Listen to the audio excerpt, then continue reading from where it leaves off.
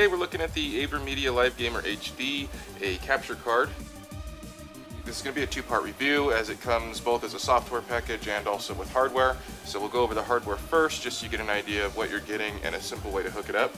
And then we'll jump over, install it, and take a look at the software side.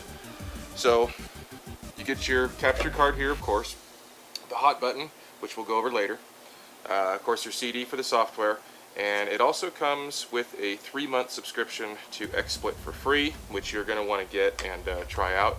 XSplit's actually a free program, but it's limited unless of course you pay for the subscription. This lets you try that out for 3 months.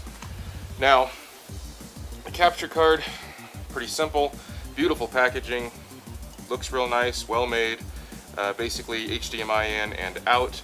The audio in and out is only used for the PC. If you want to run a PlayStation or something, it actually will pick up audio with the HDMI. However, if you go online and look, you're going to find a lot of incorrect information, so we'll go over some of that also. Basically, your video card does not export sound, of course, through the HDMI, so it's going to need a separate from the sound card in and back out again. No problem there. So there's that. This is basically a start and stop record button, which is very handy and runs just off a basic USB. Once the software is installed, it automatically does what it's supposed to do. Now, this guy here does not come in the packaging and is basically just a Seawell powered HDMI splitter. Something you're going to want to pick up if you plan on recording anything with the PC, and especially for the Xbox. Reason being, you'll run into some issues. It's not a flawless setup, but it's almost flawless. But with the card, sometimes you will get a flashing black screen or some issues because of the high definition copyright protection. And this is a great way to get around that. You simply run one of these to your monitor and the other one into the card. That way you don't have that issue. And also it happens to strip the HDCP off of the PlayStation 3. So you basically run your PlayStation into this, and then one comes out. Even if you just run one out, that seems to clean it up pretty nicely. So you'll find online some things about using your optical audio out and some other issues. I don't know why everybody's doing all that. It's totally unnecessary. Again, it will pick up the sound right out of the HDMI, so you just need the one cord and you're set to go. Okay, so that's about it for the hardware. Let's jump over. We'll go into the software so you can take a look and see how that works, and there you go.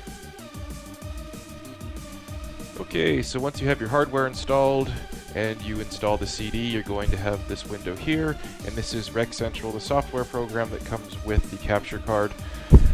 Pretty easy to use. Basically, whether you're streaming or capturing, you're pretty much going to want to use this for capture, as XSplit does work much better for streaming, and it also does capturing. I actually prefer this because it's much simpler when you're just trying to capture your games or whatever. So basically, you go into capture. Disregard newbie and amateur, they're worthless, just go to pro, and that's going to give you your basic settings, whether you're recording from the computer or if you're, I don't really know why the difference here is, but or the game console. And then you're pretty much going to be using HDMI since the capture card doesn't come with DVI. And then this down here is where you're going to get your audio from.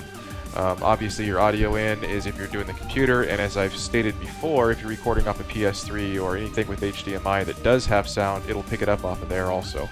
And then if you want to have your mic set up so you can talk over it and live, then you're going to want to hit the record external audio, and at that point it'll give you obviously here what kind of microphone or whatever you want to use. I'm actually using XSplit to record this right here, as once you hit ready, these windows will disappear and it'll start recording. So then your basic setups, MP4 is going to be your highest resolution, 1920 by 1080 is a standard 1080p HD. Pretty much leave everything alone. 30 frames per second at HD is about the maximum that anything's going to let you do, which looks perfectly fine. You can't really even notice frame rate loss at all, especially when you compare it to like Fraps or a program like that. And the nice thing is when you're using this capture card, it puts a 0 lag on your computer, so you really can still play the games at the exact same graphics level that they're capable of, whether or not you're recording. So, okay, so that's basically it for this program. Once you hit ready and you've got your hot button set up, every time you hit the button, you're recording, and that's it. So now we're going to jump over to XSplit, because that's where you're really going to learn about the live streaming And again, you can do it in this program, but there's no reason to. It comes with XSplit also. So.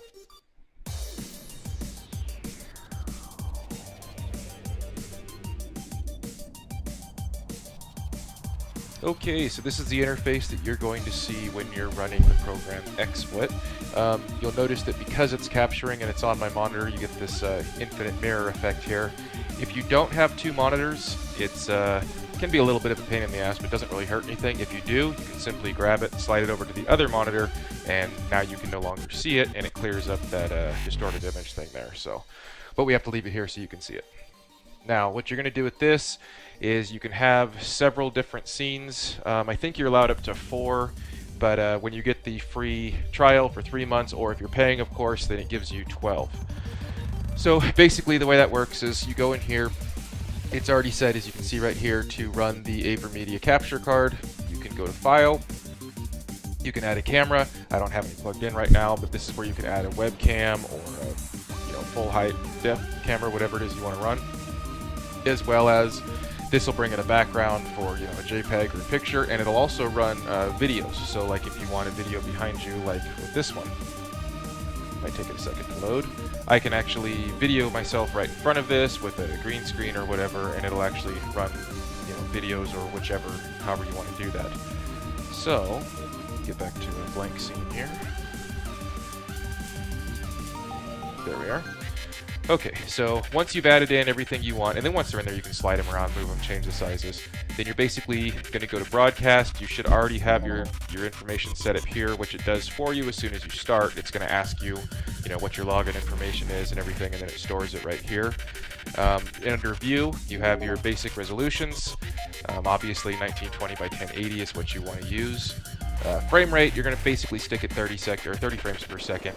And if you have any issues with bandwidth or even just a slow processor, whichever it is, you may need to. Normally, it's just going to be bandwidth really to adjust these. But then once you're ready to broadcast, click broadcast, go to wherever you want to send it. When you click the button, that's it. Or if you want to do what I'm doing, I'm recording locally. This just puts it onto my hard drive. Pretty simple to use, and again, you have your settings when you go in here when it's not recording, and you can pick from different resolutions, and it's pretty well spelled out, pretty basic. So both software packages definitely do the job they need. Again, I would recommend using XSplit for streaming and use the ReCentral for your local recording. Just found they're streamlined basically for those two certain specifics. So. Alright, well, again, very, very good product. If you're into streaming or you want to do just, local recording, definitely something you want to get your hands on. Alright, well, thank you very much, and we'll see you next time.